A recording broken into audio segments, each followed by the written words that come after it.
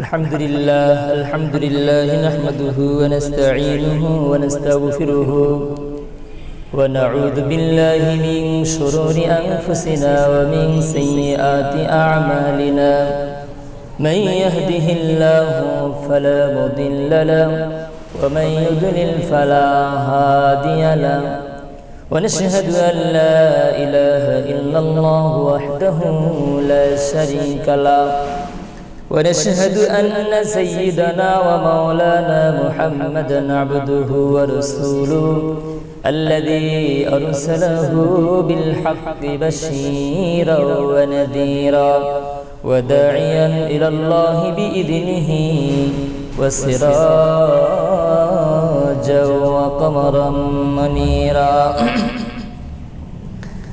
أما بعد فقد قال الله تبارك وتعالى في كلامه المجيد وفي فرقانه الحميد أعوذ بالله من الشيطان الرجيم بسم الله الرحمن الرحيم وإذ ابتلى إبراهيم ربه بكلمات فأتمهن قال إني جاعلك للناس إماما آمنت بالله صدق الله مولانا العظيم صدق رسوله النبي الكريم ونحن على ذلك لمن الشاهدين والشاكرين بارك الله لنا ولكم في القرآن العظيم وقال تعالى في شأن حبيبه إن الله وملائكته يصلون على النبي يا أيها الذين آمنوا صلوا عليه وسلموا تسليما اللهم صل على محمد وعلى آل محمد كما صليت على إبراهيم وعلى آل إبراهيم إنك حميد مجيد اللهم بارك على محمد وعلى آل محمد كما باركت على إبراهيم وعلى آل إبراهيم إنك حميد مجيد بلغ العلا بكماله كشف الدجى بجماله حسنت جميع خصاله صلوا عليه وآله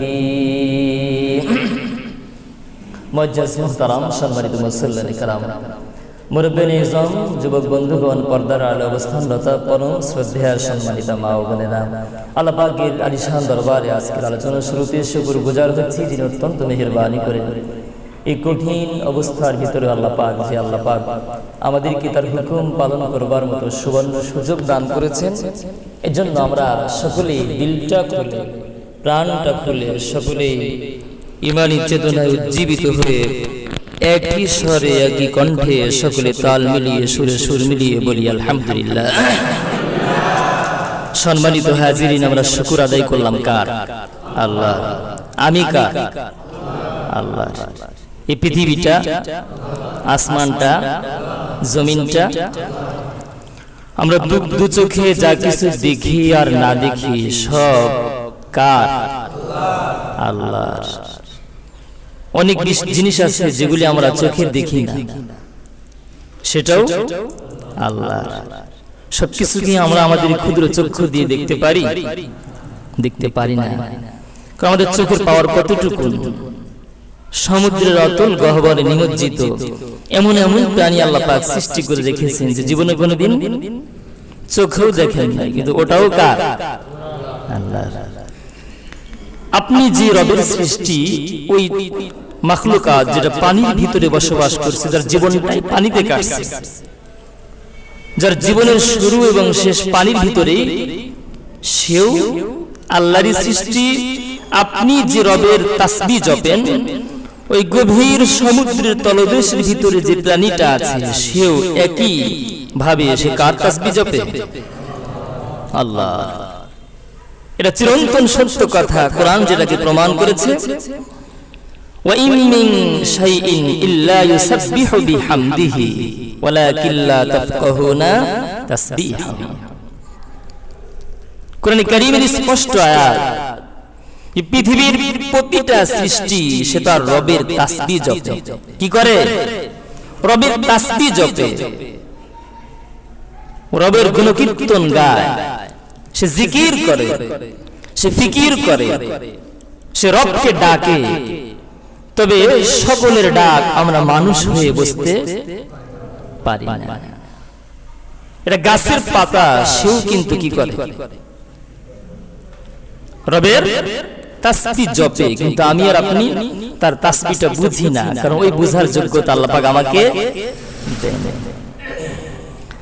শুনি যে লুকমান হাকিম নাকি বুঝতো, অনেকে বলে, এরকম বাস্তবতা খুঁজে পাওয়া যায় না। যারা ক্যানভাসার করে ওষুধ বিক্রি করে রাস্তাঘাটে, তারা বলে কথাটা যে লুকমান হাকিম গাছের সাথে কথা বলতে পারতেন এবং কোন গাছের ভিতরে কি গুণ ক্ষমতা আছে, এবং ওই গাছটা একজন মানুষের রোগের জন্য কোন রোগের কোন প্রতিষেধক, কোন ওষুধ, এটা নাকি গাছের লুকমান হাকিমকে বলে দিত। জানি না, আল্লাহু আলাম। কোরআনে কারীমে লুকমান হাকিমের তাফসীর পড়েছি, কিন্তু এটা পাই নাই।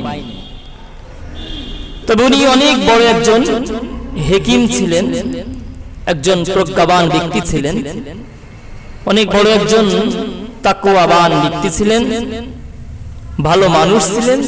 এটা সত্য, এটা সত্য, এটা মিথ্যা না। কিন্তু গাছের সাথে কথা বলতে পারতেন কি পারতেন না, গাছের কথা উনি বুঝতে পারতেন কি পারতেন না, সেটা আমরা সঠিকভাবে পাই না, এটা জানি না। যারা বলে এটা তাদের ব্যাপার।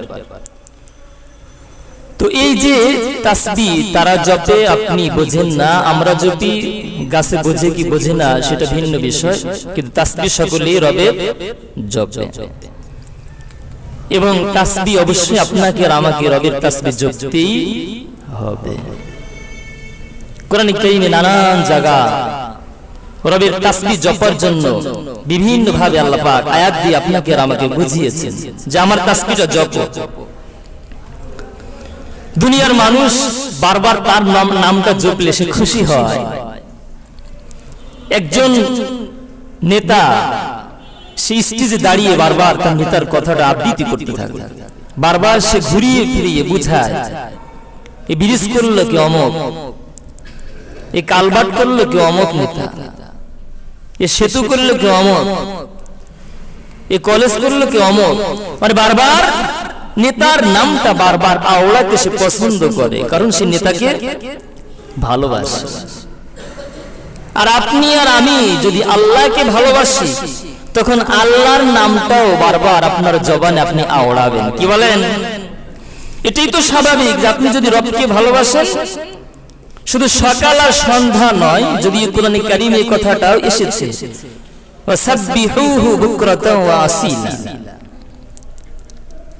কোথাও এসেছে গুদওয়াতাও ওয়া আসিলা,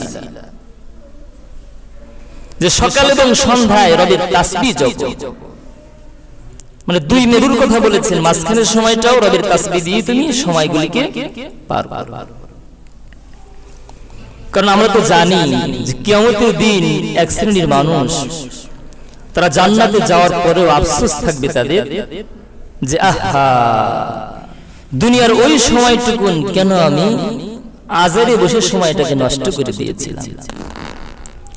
অতটুকুন সময় যদি আমি আমার রবের তাসবিহ আর জিকিরের মাধ্যম দিয়ে যদি সময়টাকে আমি কাটাতে পারতাম, তাহলে আজকে জান্নাতের ভিতরে আমি যতটুকুন মান সম্মান আর মর্যাদা মাকাম পেয়েছি, মর্যাদার আসন পেয়েছি, এর থেকে অনেক উন্নত থেকে উন্নততর আসন আমি আল্লাহর কাছ থেকে অর্জন করতে পারতাম। এজন্য সময়ের প্রতিটা ক্ষণকে অত্যন্ত গনিমত মনে করে জীবনটাকে পরিচালনা করা। বন্ধু, মরণের পরে শত সহস্রবার ইচ্ছা করলেও কিন্তু দুনিয়াতে নতুন করে আসার কোনো সুযোগ পাওয়া যাবে না। আপনি কত আফসোস করবেন, আপনি যে আফসোসটা করবেন এটাও কোরআনে কারিমে আছে। কোরআনে কারিমে আছে যে লাউলা আখরতানি ইলা আজালিন করিব ফাসাদদাকা ওয়া আকুম মিনাস সালিহিন। যদি আল্লাহ পাক আমাকে পুনরায় আরেকটি বার যদি চান্স দিত, দ্বিতীয় চান্স, তাহলে আমি হয়তোবা দুনিয়াতে এসে সম্পদ যা আছে সব আল্লাহর পথে দিয়ে দিতাম। যা ফাসাদদাকা, সব দান করে দিতাম। ওয়া আকুম মিনাস সালিহিন, এবং আমি হয়ে যেতাম দুনিয়ার সব থেকে বড় নেককার বান্দা। সম্ভব না।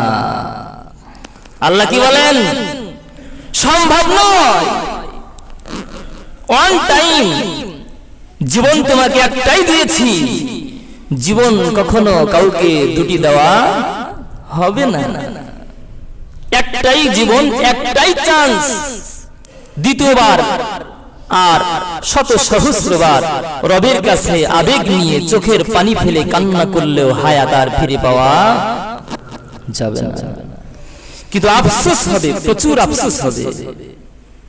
আফসোসে কলিজা ফেটে চৌচির হয়ে যাবে। আল্লাহর কাছে বারবার বলতে থাকবি, ইয়া আল্লাহ একটিবার সুযোগ দাও। আল্লাহ বলবে, বান্দা তোমাকে পরকালে কেন সুযোগ দিব? এটা তো আগেই বলে দিয়েছিলাম যে মরণের পরে আর চান্স হবে না, কিন্তু দুনিয়াতে বারবার তোমাকে সুযোগ দিয়েছিলাম।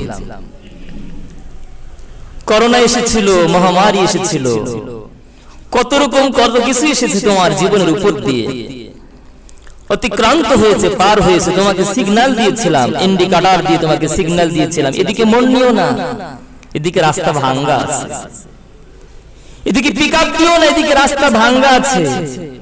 এদিকে ভয়াবহ এক খাদ আছে, ওটার ভিতরে পড়ে গেলে তোমার জীবন শেষ হয়ে যাবে, তোমার হাড্ডি গুড্ডি কিছু খুঁজে পাওয়া যাবে না, ওদিকে যেও না। উলামায়ে কিরাম বারবার তোমাদেরকে বুঝিয়েছিল যে মসজিদ ছেড়ো না, করোনা আসতেই পারে। বারবার বুঝিয়েছিল, তোমরা বিশ্বাস পড়ার ইমাম সাহেবকে নিয়ে কটাক্ষ করেছিল। হুজুর বোঝে না, তাই বোকার মতো মাস্ক নিয়ে বিরোধিতা করে, বোকার মতো মসজিদে আসার জন্য আমাদেরকে অবাধে সুযোগ করে দেয়। না রে ভাই, হুজুর বোকা না, বরং তুমি বোকার রাজ্যে বসবাস করে তুমি বোকার সম্রাট হয়ে বসে আছো। ঠিক কিনা বলো? তুমি নিজে বোকা। দুনিয়ার অনেককে তুমি বোকা মনে করো, আসলে তারা বোকা না, তুমি নিজেই বোকা। কিন্তু তুমি নিজেও সেটা বুঝতে পারছো না যে তুমি নিজের পায়ে তুমি কুড়াল দিয়ে আঘাত করছো। বারবার নামাজে আসার জন্য বলতেছে উলামায়ে কেরাম তুমি আসো না, বারবার তোমাকে জামাতে আসার জন্য বলতেছে তুমি আসো না, বারবার তোমাকে বলছে তুমি নবীর কলিজায় আঘাত করো না, দাড়িটা চেয়েছে তুমি তারপরে দাড়ি রাখো না, বারবার তোমাকে বলছে তোমার বিবিটাকে শালীনভাবে চলার ব্যবস্থা করো, তাকে পর্দার ভিতরে তুমি নিয়ে আসো, তাকে পর্দাহীনতার এই স্বাধীন জীবনে তাকে ছেড়ে দিও না। কিয়ামতের দিন বিবির কারণে তোমাকেও বিবির মতো করেই জাহান্নামের আগুনে জ্বলতে হবে।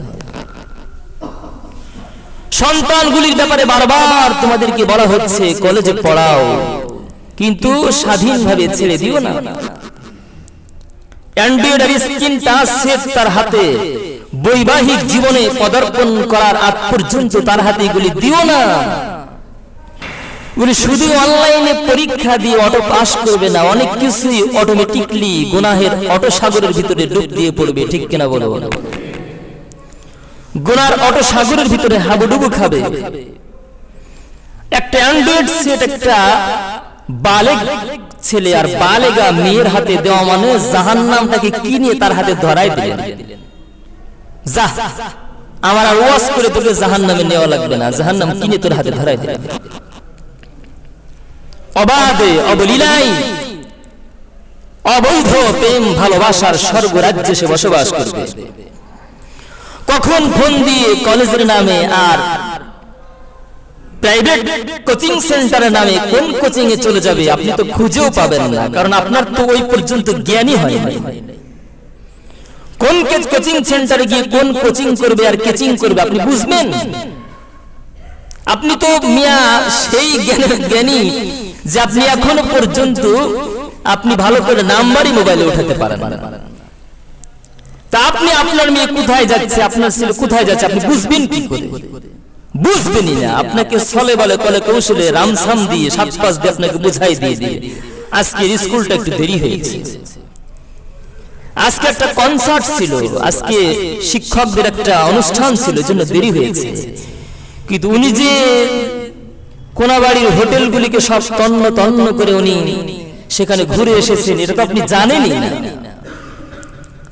আর আপনাকে আরেকটা বিষয় মনে রাখতে হবে, আপনি আপনার সন্তানকে ধ্বংস করে দিচ্ছেন বৈবাহিক জীবনে। সে পারাকবার মতো বয়স তার যথেষ্ট পরিমাণ হয়েছে, অর্থাৎ বিবাহ করার মতো যথেষ্ট পরিমাণ বয়স তার হয়েছে, কিন্তু আপনি বিয়ে দিচ্ছেন, আপনি তাকে বিবাহ করাচ্ছেন না। এই যে যতদিন পর্যন্ত সে গুনাহ করবে, আপনি শুধু আঙ্গুল চুষেন না যে ও গুনাহ সে একাই করছে, ওর গুনার বোঝাটা একাই বহন করবে না। মিয়া, ভুল ধারণা। আপনি তাকে বিবাহ উপযুক্ত হওয়ার পরেও তাকে দিচ্ছেন না, আর এই কারণে সে যতটা গুনাহ করতেছে গুনার একটা ভাগ কিন্তু আপনার কাঁধেও অটো এসে যাচ্ছে। আপনি আসেন কোন তাল অটো এসে যাচ্ছে। এজন্য সন্তানকে কোন পথে পরিচালনা করবেন, কোন পথে চললে আপনার ইহলৌকিক জীবনে সফল, পরলৌকিক জীবনে সফল, সিদ্ধান্ত আপনার হাতে। কালকে আব্দুর রাজ্জাক বিন ইউসুফ কথাটা বারবার বলল, তোমার মেয়ে অন্যায় পথে চলে জাহান্নামে গেলে আমি কি করব? তোমাকেই করতে হবে, সিদ্ধান্ত তোমার, মেয়েটা তোমার। তাকে গার্মেন্টস দিবা নাকি মহিলা মাদ্রাসার 4 দেওয়ালের ভিতরে দিয়ে বুরকা পরিয়ে তাকে ইলম বিদ্যা অর্জন করাবা, সেটা তোমার সিদ্ধান্ত। ইনকাম করে তুমি খাও, আমি তো খাওয়াই। ইনকাম করে আপনি খাওয়ান ভাই, আমি তো খাওয়াই না। তো সন্তান কোন পথে পরিচালনা করলে সেও জান্নাতি হবে, এবং একটা নেককার সন্তানের কারণে হয়তো বা আপনারও জান্নাতটা নসিব হয়ে যেতে পারে। সিদ্ধান্ত তো আপনাকেই নিতে হবে ভাই, আমি কেন নিতে যাব? আমরা বুঝাতে পারি বারবার, কিন্তু আপনি তো বুঝতেছেন না। আপনি মনে করতেছেন ইনকাম আমি করলেও লাভ, আমার বউ করলে আরো লাভ। হাই হাই, আমি ইনকাম করব, বউ ইনকাম করবে, কয়েক মাস কয়েক বছর পার হলেই 5 শতক জায়গা কিনে ফেলবো, বিশাল বাড়ি করব। হাই হাই রে, আরাম আর আরাম। কয়দিন পরে এসি লাগাবো, ডাটের 29 ইঞ্চি টিভি কিনবো, রমরমা চলবো না। আপনি নিজেই আপনার বিবির জাহান্নামের রাস্তাটাকে কি করে দিচ্ছেন? পরিষ্কার করে দিচ্ছেন। আপনি হালাল ভাবে ভাই 5 টাকা ইনকাম করেন, এটার ভিতরে কি আছে? বরকত আছে। আর আপনি অন্যায় ভাবে অনেক ইনকাম করবেন, কিন্তু দেখবেন যে হাতায় কিচ্ছু পাবেন না, কারণ থলির পিছে ছিদ্র। মাছের খোলই বলে খোলই, তাই না? পিছনে ছিদ্র করে জেলে মাছ মেরে সারা রাত যদি মাছের ভিতরে জিয়ে রাখতে চায় পারবে না। সকালবেলা দেখবে একটাও নাই, টাকিও নাই, ট্যাংরাও নাই, সব শেষ। তো গুনাহের থলিকে ছিদ্র করে, অপরাধের থলিকে ছিদ্র করে, ঈমানের থলিকে ছিদ্র করে আপনি জান্নাতে যাবেন কল্পনাও করা যায় না। এটা তো কঠিন ব্যাপার। ও ভাই, জীবনে তো ভাই হালাল পথে চলতে গেলে পরীক্ষা তো আসবে, বড় কঠিন ব্যাপার। টিনে মানে ঘরে চাল থাকাটাও কঠিন হয়ে যাবে যদি আপনি সৎভাবে চলতে চান। যারা বাড়ি করতেছে, অধিকাংশ মানুষ লোন করে করে বাড়ি করতেছে, সম্পূর্ণ এগুলি তো হারাম। সুদি কারবার করে বাড়ি করতেছেন, ওটা বাড়ি করে আপনার লাভটা কি বলবো? আরে ভাই, আপনি টিন ছেড়ে থাকেন, যদি এটা হালাল হয় অনেক ভালো, আলহামদুলিল্লাহ, শুকর। আপনার লোন করে করে কিস্তি চালিয়ে চালিয়ে আপনি এগুলি দরকারটা কি? এগুলি ফালতু, এগুলি করে আপনার লাভ কি? বিশাল বাড়ি মাসি বাড়িওয়ালা বলবে, তাই তো মানুষ আপনাকে বাড়িওয়ালা না বললে কি আপনি মরে যাবেন? আর মানুষ আপনাকে বিশাল বাড়ির মালিক না বললে কি আপনার মান সম্মান একবারে শেষ হয়ে যাবে? তাই কিছুই হবে না। দুনিয়া হয়তোবা সাময়িকের জন্য কিছুদিন আপনার কষ্টে কাটবে, কিন্তু মরণের পরে অনাদি অনন্ত অসীম কালের জীবনটা আপনার অনেক আরাম আর আয়েশে কাটবে, যদি আপনার জীবনটা আপনি হালাল ভাবে কাটাতে। পরীক্ষা তো আসবেই, বড় কঠিন কঠিন পরীক্ষা নবীদের জীবনে এসেছিল, আপনার জীবনেও আসবে যদি আপনি হালাল ভাবে জীবনে চলতে চান। ইব্রাহিম পয়গম্বরের জীবনে পরীক্ষা এসেছিল, নানান রকম পরীক্ষা আল্লাহ পাক ইব্রাহিমের জীবনে নিয়েছিলেন। ইব্রাহিম তার কওমকে আমরা যেরকম বুঝাচ্ছি, এর থেকেও বড় দামি দামি ভাষা দিয়ে, দামি দামি চমৎকার চমৎকার শব্দ দিয়ে ইব্রাহিম পয়গম্বর তার জাতিকে বুঝিয়েছিলেন।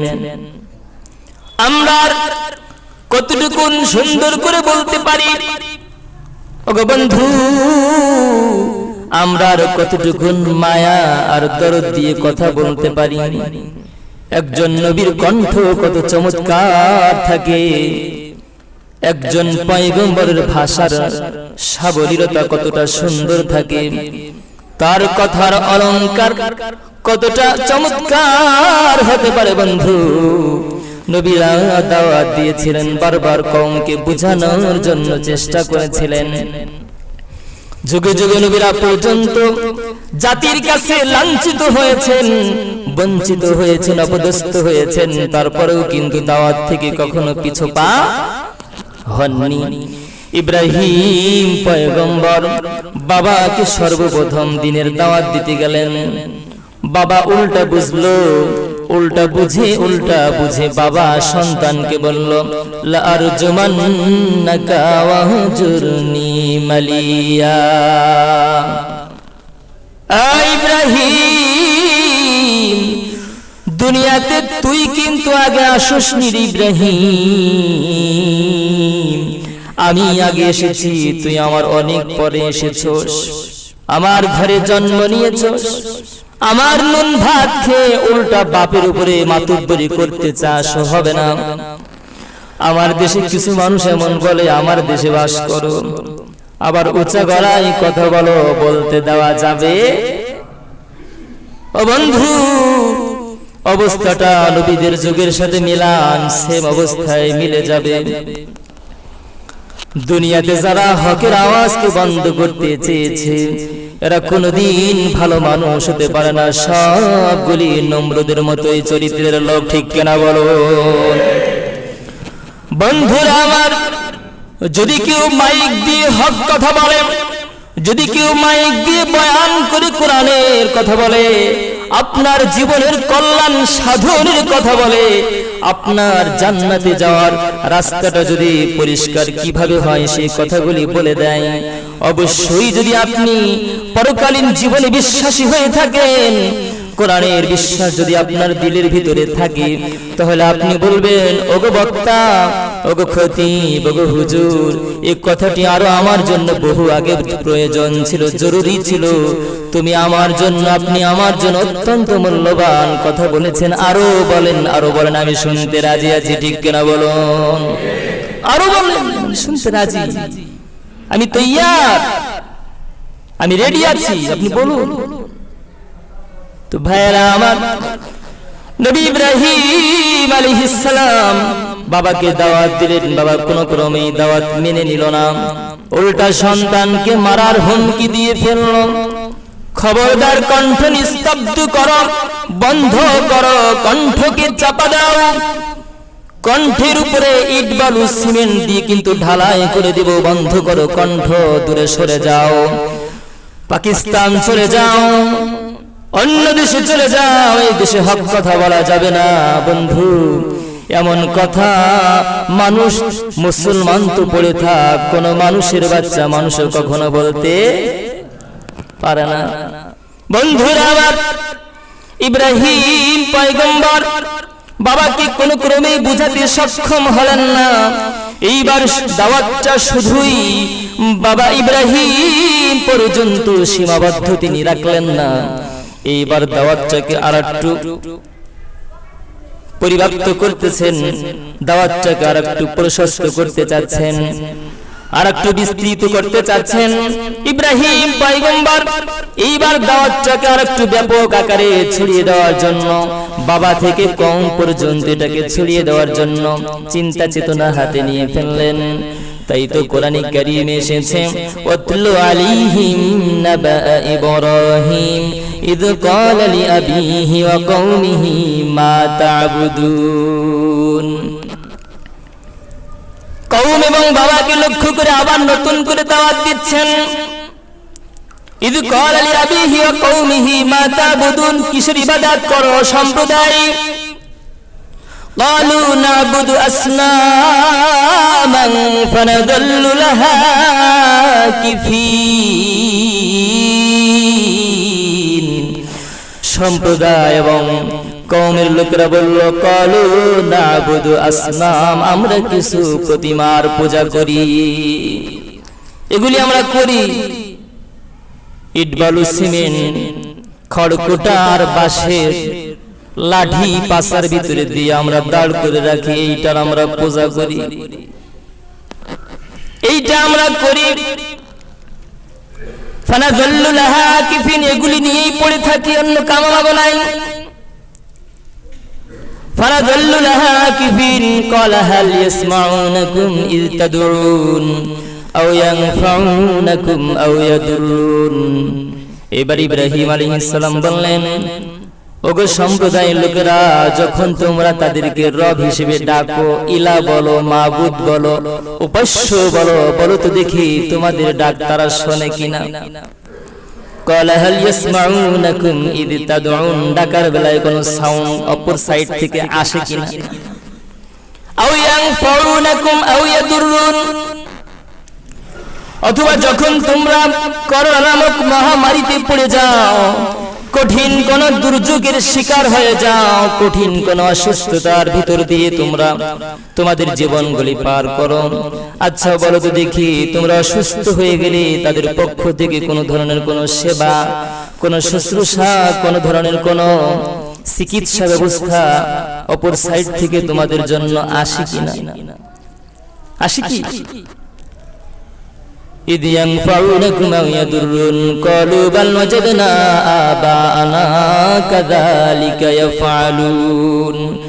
সম্প্রদায়ের লোকেরা বলল, ইব্রাহিম, অযথা বকে কোনো লাভ নাই, এগুলি আমরা করি না, বরং পূর্বপুরুষেরা এগুলি করে এসেছিল, তাদের মতো করে, তাদের রঙে, তাদের ঢঙ্গে, তাদের সাজে সেজে গুজে আমরা এই কর্মগুলি করে যাচ্ছি, এগুলি আমাদের কোনো কিছুই না, বাপ দাদার ধর্ম। এগুলি কি? বাপ দাদার ধর্ম। বাপ দাদার এগুলি করে গিয়েছে, তাই আমরাও করতেছি, কিন্তু এগুলির সত্যতা কোথায় আছে, এগুলি কখন আমরা উদ্ঘাটন করার চেষ্টা করি?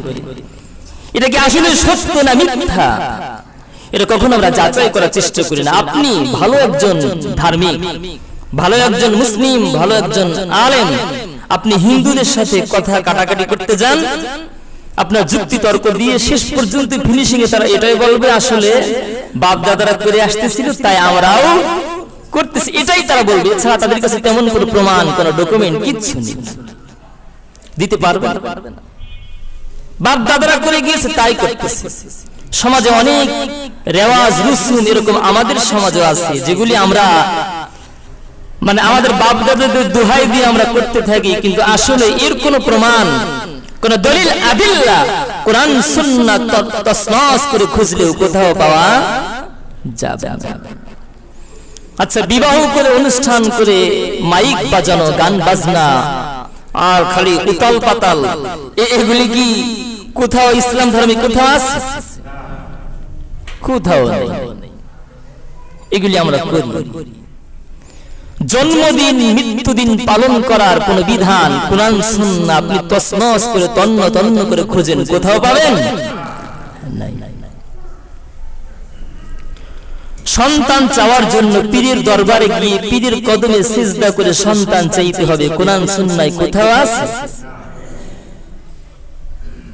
কোথাও পাবেন। অথচ এইগুলি আমাদের সমাজে এখন ভরা, এগুলি ভরা, এবং এগুলি আমরা বিশ্বাস যে মৃত্যুদিন জন্মদিন পালন করলে মনে হয় আমার আব্বা খুব কবরে শান্তি পাবে। সম্পূর্ণ ভুয়া কথা। আরো আযাব হবে, আযাব হবে,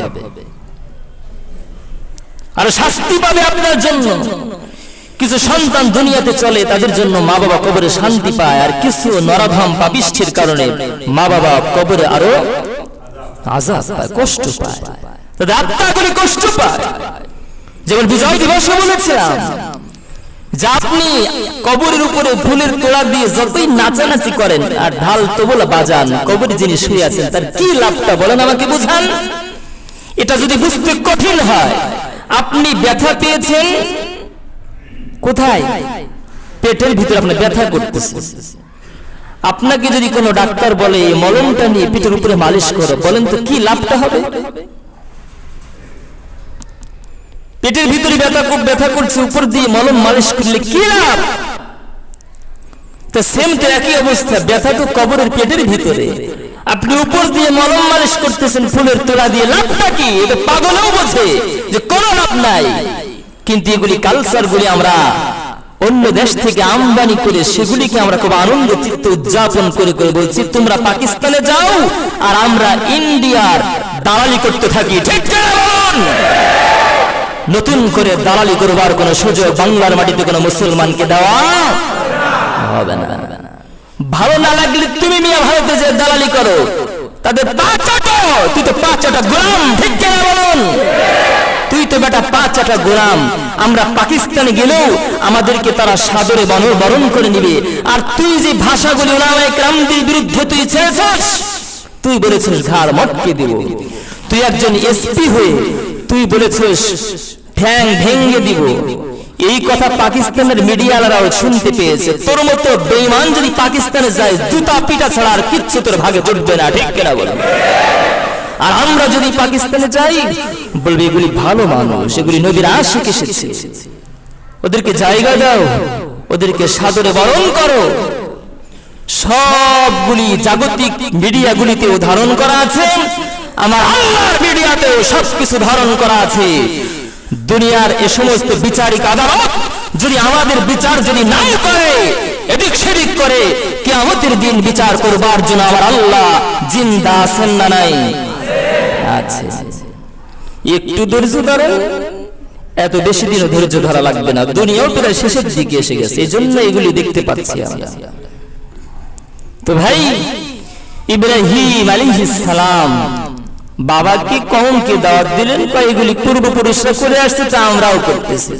ওই মিয়া এই স্লোগান দিলে তো চলবে না, বলতে হবে যে কোরআন সুন্নাহ কি বলে। যদি কোরআন সুন্নাহ সমর্থন দেয় তাহলে আমি করব, আর কোরআন সুন্নাহ যদি বলে যে না এটা করা যাবে না, এটা হারাম, এটা শিরক, এটা বিদআত, এটা গুনাহ, এটা অত্যন্ত গর্হিত কাজ, নিন্দনীয় কাজ, ইসলাম এটা করলে কখনো সমর্থন দেয় না, তো করব না। কারণ ইসলাম তো আজীবন আমার কল্যাণ চায়, আল্লাহ আজীবনই আমার কল্যাণ চায়। বিশ্বনবী আজীবন তার উম্মতের জন্য মৃত্যু পর্যন্ত কল্যাণকামী তার স্লোগান দিয়ে গিয়েছেন। এমনকি কঠিন অসুস্থ অবস্থায় বলে গিয়েছেন নামাজ পড়ো। কি বলো? কি পড়ো? নামাজ পড়ো। ওই কথাটা মানতে পারি না। কবে কেরা পুতুল নিয়ে খেলা করছে ওইটা খুব মানতে পারে, দেখছেন নাকি? তামাশাটা কোথায়? বিশ্বনবী বলেছেন আলেমদেরকে শ্রদ্ধা করো, ইন্নাল উলামা ওয়ারাসাতুল আম্বিয়া, উলামারা হচ্ছে নবীদের ওয়ারিস। একজন আলেমের দিকে তাকিয়ে থাকলে সগীরা গুনাহ মাফ হয়ে যায়। সুবহানাল্লাহ। এটা মানতে পারি না, আমি বলি জুতা পিটা করব, অমুকের গালে গালে জুতা মারো, তালে তালে, অমুকের পাকিস্তান, অমুকের ইরাক পাঠাও, অমুকে আফগান পাঠাও, অমুকে ঘাড় ভাঙবো। দেখছো কোনদিন ঘাড় ভাঙবে মিয়া? বলে আমাদের কাছে আসো, ঘাট তুমি ভাঙবা না, তোমারটাই উল্টা ভেঙে দিবে। ঠিক কিনা বলো? এত সোজা ঘাড় ভাঙা। বলে আমাদের ঘাড় অনেক শক্ত, ডালের পানি খেয়ে খেয়ে ঘাটটাকে শক্ত করেছে। আর তুমি তো ফার্মের ভিতরে মানুষ হয়েছে মিয়া, ফার্মের মুরগিরা তো ধরলে সবকিছু হাড্ডি গুড্ডি সহ সব ছিন্ন ভিন্ন হয়ে যায়। ঠিক কিনা বলুন? তো তোমার যদি আলেমরা ধরে থাবা দিয়ে, বাংলার বহু আলেম আছে, বুড়া হয়ে গেলে তার হুঙ্কার গুলি রাখবা, তাদের তো হুঙ্কারের সামনে তো তুমি টিকতে পারবা না। যেমন রেল যখন অত্যন্ত দ্রুত গতিতে ছোটে, দেখেন না রেলের পাশে দাঁড়ালে বাতাসে কাত হয়ে পড়ে যেতে মনে চায়। তা বাংলার এমন এমন আলেম আছে, তার ওই যখন স্লোগান দেয় এবং জোরালো বক্তব্য দেয়, ওই আঙ্গুলের সামনে তুই তো দাঁড়াতে পারবি না বেটা। দূর থেকে এরকম ফাঁকা বলি বহু মারা যায়। দিন দিন বেড়েই চলছে। তো ভাই, যারা এত বড় কথা বলতে পারে, তারা আলেমদেরকে যে রাতের আধারে অনেক কিছু করতে পারে, এটা অত্যন্ত স্বাভাবিক ব্যাপার। ঠিক কিনা বলো? অত্যন্ত স্বাভাবিক ব্যাপার। দলের মায়া ছাড়েন, দল কবে আইছে? আপনি দলের কি কর্মী? দলের মায়া ছাড়েন, আগে ইসলামের মায়াটা নিজের ভিতরে জাগ্রত করেন। দলকে দাফন করে দেন, দলের বহু ঊর্ধ্বে ইসলাম। উলাইকা হিজবুল্লাহ, আল্লাহর দলে যোগদান করেন। উলাইকা হিজবুশ শয়তান, দুনিয়ার রাজনীতিগুলি মিথ্যা ছাড়া রাজনীতি চলে না। বা নেতারাও তো বলে, এগুলি শোনেন না যে মিথ্যা ছাড়া রাজনীতি চলে না? তো একটা মিথ্যা কথা বললে কমপক্ষে ৭,০০০ বছর জাহান্নামে চলা লাগবে। তো নেতাও যে জাহান্নামে যাবে, নেতার চামচিগিরি, যে মিথ্যা কথা দিয়ে রাজনীতি করে তার চামচিগিরি করার কারণে আপনাকেও তো সেম জাহান্নামে জ্বলতে হবে। এগুলি করে লাভটা কি? কি লাভ আমাকে বুঝান, কি লাভ? তো ভাই কথা তো অনেক হয়ে গেল। ইব্রাহিম আলাইহিস সালাম কওমকে দাওয়াত দিলেন, বললেন এগুলি বাপ-দাদার ধর্ম। ইব্রাহিম পয়গম্বর নতুন করে কওমকে বুঝানোর জন্য, আবার নতুন করে সুন্দর সিস্টেমে দাওয়াত দেওয়ার জন্য ইব্রাহিম পয়গম্বর নতুন একটা অভিনব পদ্ধতি বের করলেন। যেহেতু ইব্রাহিম পয়গম্বর যে সম্প্রদায়কে দাওয়াত দিচ্ছিলেন তারা মূর্তি পূজক ছিল, অগ্নি পূজক ছিল, সূর্য পূজক ছিল, তারকা পূজক ছিল। তাই তো তাদের সেই বিভ্রান্তিগুলি নিরসন করবার জন্য, তাদের সামনে হক রাস্তাটাকে স্পষ্ট করে দেওয়ার জন্য ইব্রাহিম পয়গম্বর একটা অভিনব পদ্ধতি বের করলেন। কোরআন কারীমে এসেছে কাযালিকা নুরি ইব্রাহিম মালাকুতাস সামাওয়াতি ওয়াল আরদি ওয়ালিয়াকুনা মিনাল মুকিনিন। আমি ইব্রাহিমকে আসমান এবং জমিনের রাজত্বের একটা ঝলক দেখাবো। ফালাম্মা জান্না আলাইহিল লাইলু রাআ কাওকাবা, যখন রাতের আধার ইব্রাহিমের উপরে নেমে আসলো, ফালাম্মা জান্না আলাইহিল লাইলু রাআ কাওকাবা ক্বালা হাযা রাব্বি ফালাম্মা আফালা ক্বালা লা উহিব্বুল আফিলিন। ইব্রাহিম পয়গম্বর আসমানের দিকে তাকালেন, তারকার দিকে লক্ষ্য করে বললেন ফালাম্মা রাআল কমারা ফালাম্মা জান্না আলাইহিল লাইলু রাআ কাওকাবা ক্বালা হাযা রাব্বি। ইব্রাহিম পয়গম্বর তারকার দিকে লক্ষ্য করে বললেন এটা আমার রব মনে হচ্ছে।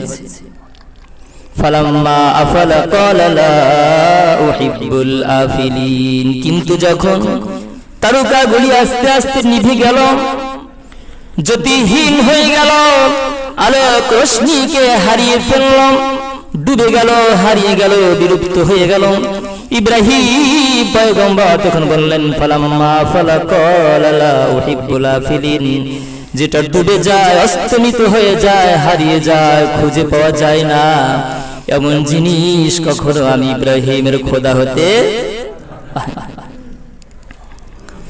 ফালাম্মা রাআল কমারা বাযিগান ক্বালা হাযা রাব্বি।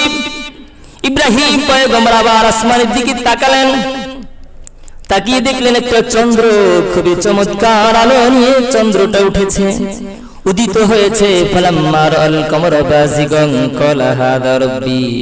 ইব্রাহিম বলে এটাই বুঝি আমার রব, তো পাইছি বা। ফালাম্মা আফালা ক্বালা লা ইল্লাম ইয়াহদিনি রাব্বি লাআকুনান্না মিনাল কওমিদ দাল্লিন। এটাও ডুবে গেল, অস্তমিত হয়ে গেল, হারিয়ে গেল, বিলুপ্ত হয়ে গেল, মুছে গেল। ইব্রাহিম পয়গম্বর তখন বললেন ক্বালা লা ইল্লাম ইয়াহদিনি রাব্বি, যদি আল্লাহ পাক আমাকে পথ নির্দেশ না করেন, পথ না দেখান, আমি তো পথভ্রষ্টদের অন্তর্ভুক্ত হয়ে যাব।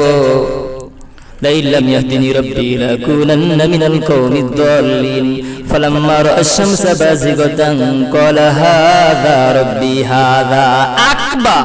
পাইছি এবার। যখন সূর্য অনেক আলো নিয়ে উঠেছে, পৃথিবী থেকে সূর্যটা কমপক্ষে 13 লক্ষ গুণ বড়, বিশাল আলো নিয়ে উঠছে। সূর্য উঠলে তো সবাই দেখে। এবার ওইটার দিকে তাকাইছে, তাকিয়ে বলতেছে এটাই তো বড়, তাহলে রব তো এটাই হবে, যেহেতু তোমরা পূজা করো তাহলে রবের পূজা তো করতে হয়, আমিও মনে হয় করবো।